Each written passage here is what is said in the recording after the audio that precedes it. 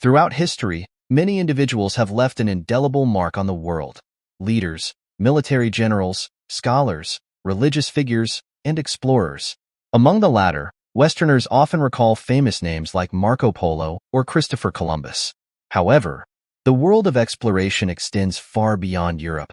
One such prominent explorer from outside the West was Ibn Battuta, whose extraordinary journeys spanned over 3 decades and numerous continents. Ibn Battuta was born in Tangier in February 1304, during the reign of the Marinid dynasty. Of Berber descent, his family belonged to the Laada Berber tribe and consisted of Islamic legal scholars. Likely educated at a Sunni Maliki school, Ibn Battuta was offered a position as a religious judge. However, his heart yearned for adventure beyond the confines of his homeland. At the age of 21, Ibn Battuta embarked on a pilgrimage to Mecca, a journey typically taking 16 months. Remarkably, he did not return to Morocco for 24 years.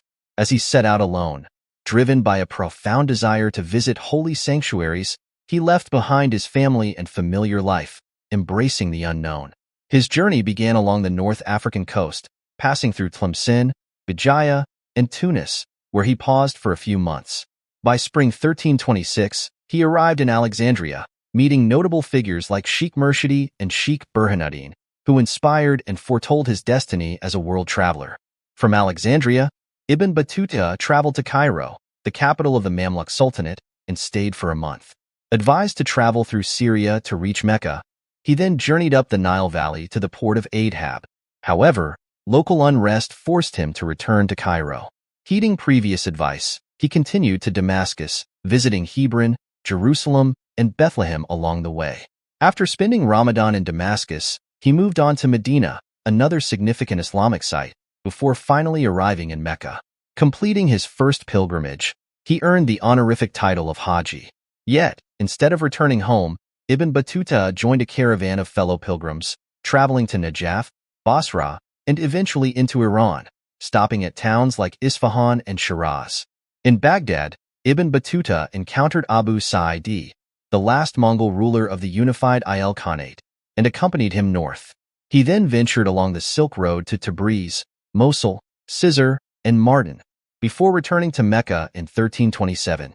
His travels continued to Yemen, Mogadishu, the Swahili coast, and back to Mecca, covering vast territories and diverse cultures. His next major journey took him to India, where he arrived in Delhi and met the wealthy Sultan Muhammad bin Tughlaq. Appointed as a Qadi, judge, Ibn Battuta faced challenges enforcing Islamic law outside Delhi. Despite being kidnapped and robbed by Hindu rebels, he continued his travels to modern-day Pakistan, visiting significant sites like the Shrine of Baba Farid. In 1341, tasked with joining a Chinese embassy, he faced further adversity, including another kidnapping. Nevertheless, he reached Calicut and the Maldives, where he served as a chief judge. Political tensions led him to leave for Sri Lanka, then China. In Quanzhou, Guangzhou, and Fuzhou, he explored bustling cities and met influential figures.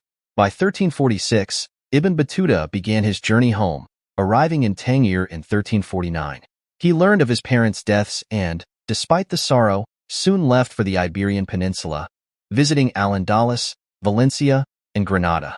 Returning to Morocco, he explored Marrakesh, Fez, and Sijil Massa. In 1352, he journeyed through the Mali Empire, visiting Gao and Taqueta.